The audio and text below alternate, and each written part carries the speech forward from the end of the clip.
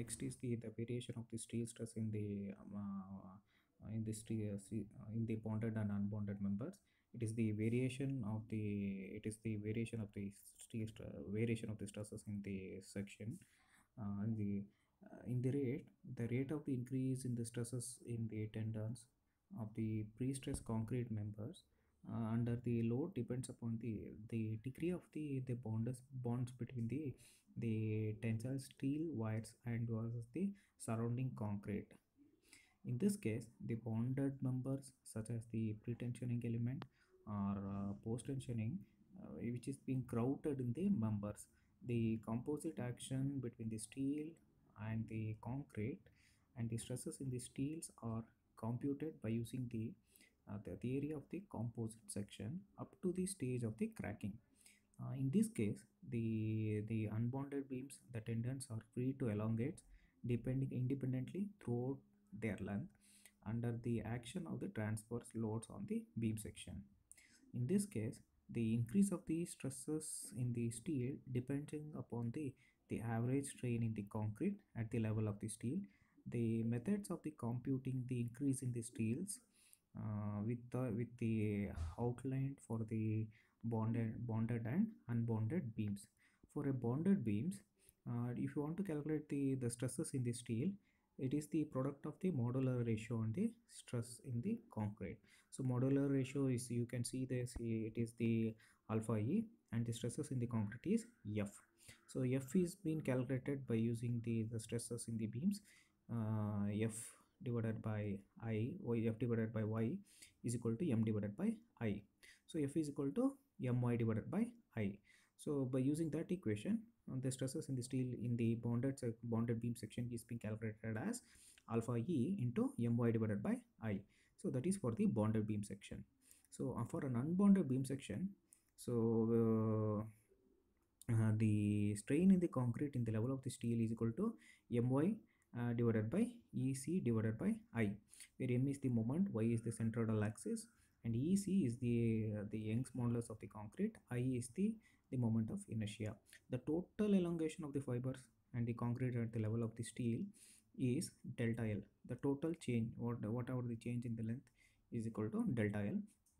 So that is the lower limit from 0 to L. And My divided by EC divided by I, where M moment and centroidal, EC Young's modulus of the concrete, you have to take it. So after that, the average strain of the in the steel section is equal to the change in length by original length. That will be given as delta L, the change in the length. So that is Y divided by EC, IL divided by to upper limit to lower limit from 0 to L, and moment into dx. The stresses in the steel is given by EC divided by EC, Y divided by IL. So integration from 0 to L to moment of the section into dx. So here, if you insert the value of the moment, the value of the ES and EC, then finally you will get the answer of the alpha E, that is modular of ratio of the section into Y divided by I into L.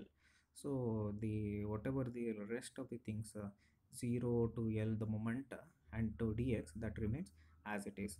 When you taking when the load is applied, the whatever the bending moment diagram under the system of the loads is being calculated by area is equal to from 0 to length of the section, moment into a small change in the smaller area dx.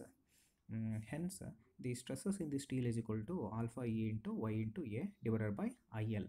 So if the beam is if it is supported only by uniformly distributed load of WT per length, then area is equal to, directly you take it directly from 0 to moment into dx from the above equation. So moment, if you take by uniformly distributed, it is 2/3 of its length into WT, WL square divided by 8, 2/3 of its length, and WL square divided by 8. If you simplify that, you will get the WT L cube divided by 12. The increase in the stresses in the steel is equal to alpha E y WdAl square divided by 12I. So this is the above equation you have to use for all the problems. The increase in the stress in the steel section, where alpha E is the modular ratio, y is the centroidal distance, WD is the uniformly distributed load in the section, L is the length of the section, 12I is the moment of inertia. So that's about the bonded beams and unbonded beams. You have to find out the stresses in the steel section.